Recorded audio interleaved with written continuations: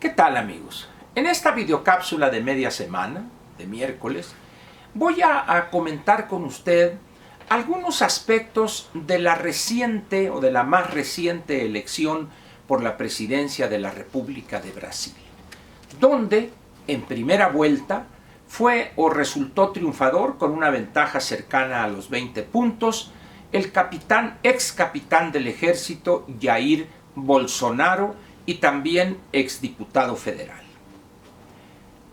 No comentaré sobre las otras candidaturas, las legislativas de algunos gobiernos estatales de Brasil. Me voy a concentrar por la importancia y la relevancia que tendrá no solo para Brasil en caso de que gane la segunda vuelta, situación o resultado que prácticamente se da hoy por descontado, por el impacto que tendrá pues no solo en Brasil, sino en América Latina.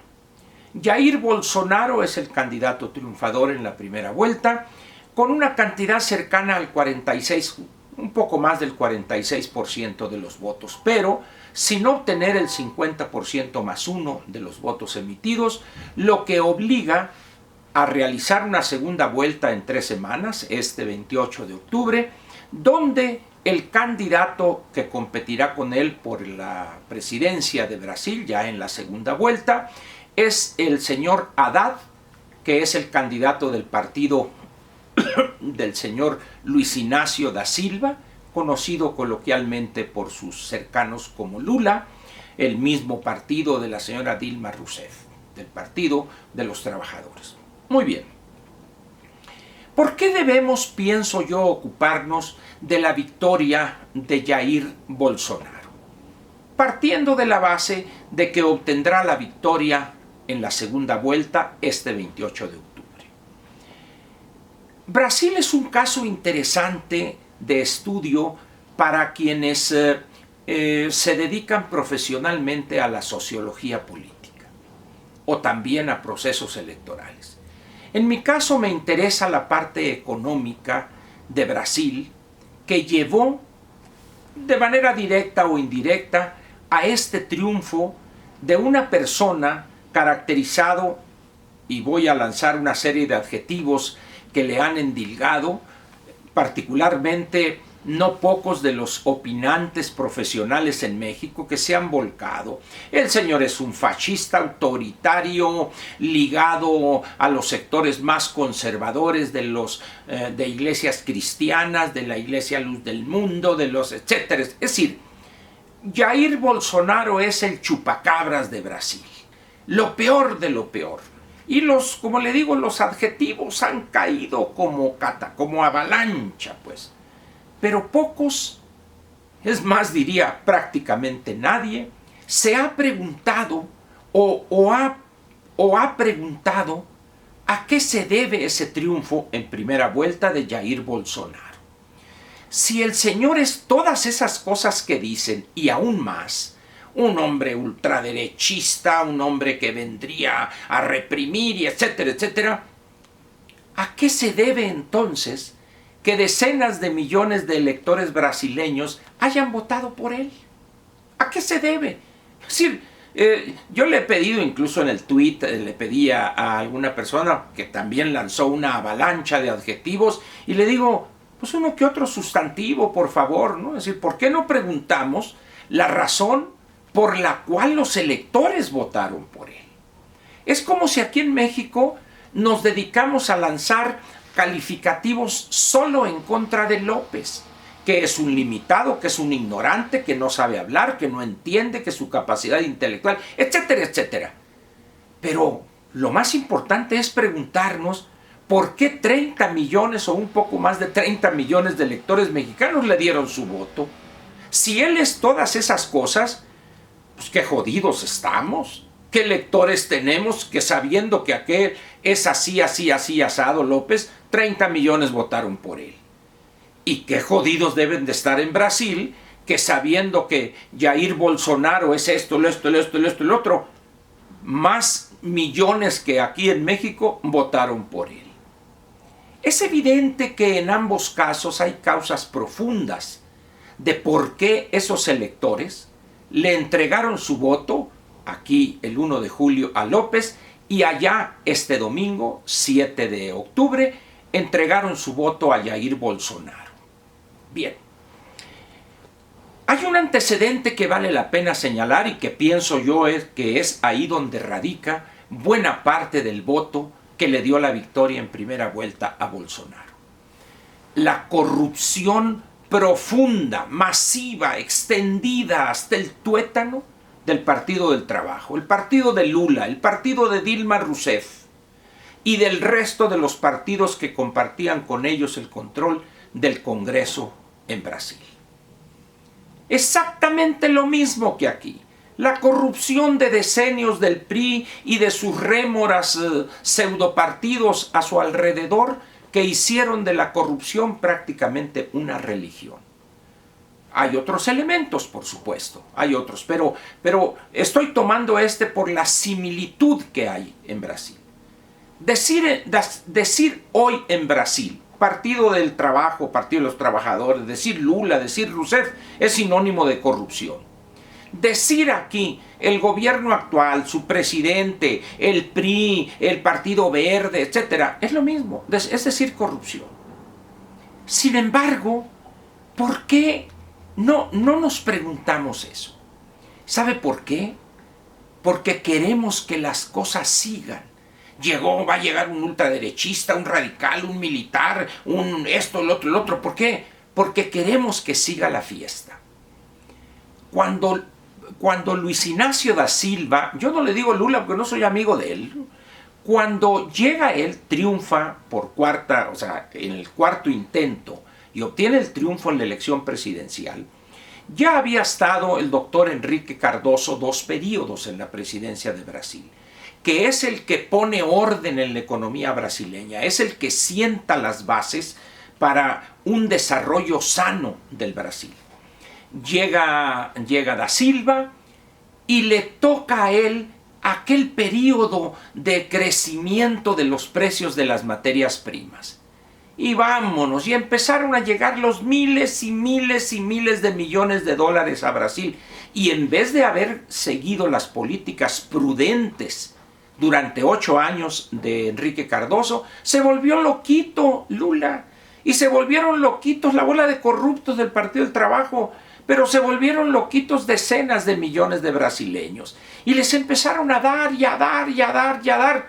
Lo mismo que ha sucedido aquí por decenios. En vez de haber analizado la experiencia mexicana, hicieron la suya. Bueno, también Venezuela, vea usted lo que dilapidaron en miles de millones de dólares. Cuando viene el reflujo, cuando las materias primas caen y se agota ese flujo extraordinario de recursos, vea lo que le pasó a Dilma Rousseff y lo que le ha pasado a Luis Ignacio da Silva, por su corrupción. ¿Qué sucede hoy cuando el elector se vuelca a darle su voto a Jair Bolsonaro? Está diciendo, ya me harté de aquellos ladrones, sinvergüenzas, corruptos, etc. Y se vuelca. No, él no va a analizar, es que este es un militar ultraderechista y que es así y que lo apoyan las iglesias cristianas y que va a estar en contra del matrimonio entre personas del mismo sexo y en contra del aborto. Eso les vale. Lo que domina en el juicio del brasileño promedio para haberle entregado su voto a Jair Bolsonaro es lo que le decía, esencialmente la ofensiva corrupción de los que integraban el partido de Lula y el partido de Dilma Rousseff. Exactamente lo mismo que aquí. Ahora viene la pregunta, ¿tendrá éxito Jair Bolsonaro allá? No lo sé, pero lo que sí puedo asegurarle a usted es que no podrá Brasil continuar con la situación que ha seguido a la fecha. Un sistema de pensiones absurdo, insostenible desde cualquier punto de vista que lo vea usted, un conjunto de subsidios y dádivas insostenibles también.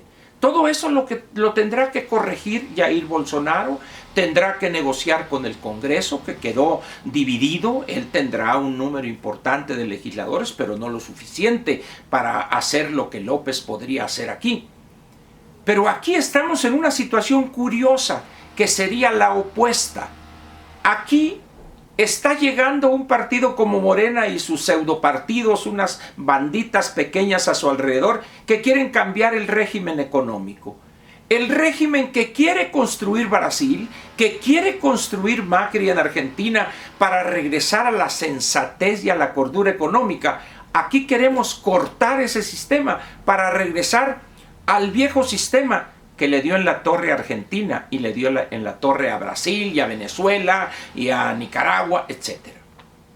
De alguna manera, pues, es importante que nosotros le prestemos atención a ese proceso en Brasil. Lo primero es, ¿cuál será el resultado en 3 semanas este 28 de octubre? ¿Ganará en segunda vuelta Bolsonaro o ganará el candidato del Partido del Trabajo, el señor Haddad? Mi opinión personal es que ganará Bolsonaro, pero sujeto esto a que es una simple opinión. No soy brasileño, no conozco las especificidades de su sistema electoral o del ambiente que priva entre los diferentes partidos. Pero lo que sí estoy convencido es lo absurdo que estamos planteando aquí, o estos legisladores que quieren, con esa contundencia que caracteriza a la hoy diputada y ayer senadora Dolores Padierna, y vamos a cambiar el régimen económico. Dice uno, ¿va a cerrar la economía? ¿O qué es lo que va a hacer? ¿Va a elevar el gasto público a niveles del tiempo de López Portillo, con un déficit de las finanzas públicas del 15-16% del PIB? Es decir, ¿qué entiende, si es que entiende algo de economía, la diputada Padierna? ¿Qué significa cambiar el régimen económico? Pero en términos así muy sucintos, muy concretos, significaría cambiar la apertura económica, cambiar la reducción del aparato estatal, modernizar todavía más y abrir la economía para elevar la eficiencia en el uso de los recursos, cosa que ellos están pretendiendo regresar a la época de economía cerrada, de presencia masiva del Estado en la economía, cosa que, como dije hace un momento, llevó a la ruina a Argentina, llevó a la ruina a Venezuela, a Nicaragua, a Brasil. Por esa razón, Macri y el señor Bolsonaro, en caso de ganar la segunda vuelta, intentarían construir una economía como la que tenemos nosotros desde 1987. Curioso caso este, donde llega Morena con un grupo de pseudopartidos a su alrededor y quieren regresar la rueda de la historia. ¿Le entiende usted a eso? Yo, en lo personal, vamos a decir que le entiendo un poquito en función de la clase de personas que integran esas dos fracciones parlamentarias de Morena en el Congreso. Ignorantes, oportunistas, envidiosos sociales, frustrados, que al final de cuentas, en esa mediocridad en la que se mueven, quieren acabar con aquellos que han estudiado, que son capaces y que por esa experiencia acumulada que tienen y su preparación, evidentemente tienen un ingreso más elevado. Contra esos hay que ir. Que todos ganen una miseria. ¿Por qué? Porque así estamos iguales. Es falso, ellos no están iguales, porque por acá, mire, agarran y agarran y agarran y se sirven con el cucharón del pozole. Esperemos, pues, a ver qué pasa en los próximos meses, una vez que López llegue a ser presidente constitucional de los Estados Unidos mexicanos, este 1 de diciembre, y a ver qué medidas trae. Vamos a ver si le entendemos, porque ya ve que él no es muy hábil para esto de expresarse, ¿no? Yo no sé si van a contratar a mi estimado amigo y paisano querido Rubén Valenzuela para que le traduzca al buen español lo que, no sé si piense, lo que dice, pues. Ahí dejo pues esta opinión y le pido encarecidamente que le prestemos atención a lo que está pasando en Brasil. Puede ser muy ilustrativo para nosotros y darnos elementos para exhibir a estos ignorantes e incapaces económicos que quieren desandar lo que ya hemos andado y que tanto sacrificio ha costado a todos los sectores sociales y económicos del país.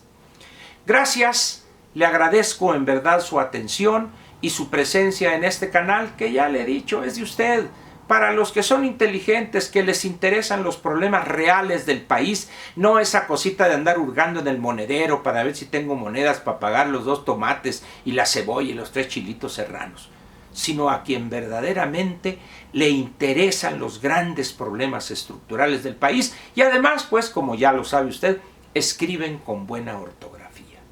Gracias y aquí lo espero mañana en la siguiente videocápsula diaria.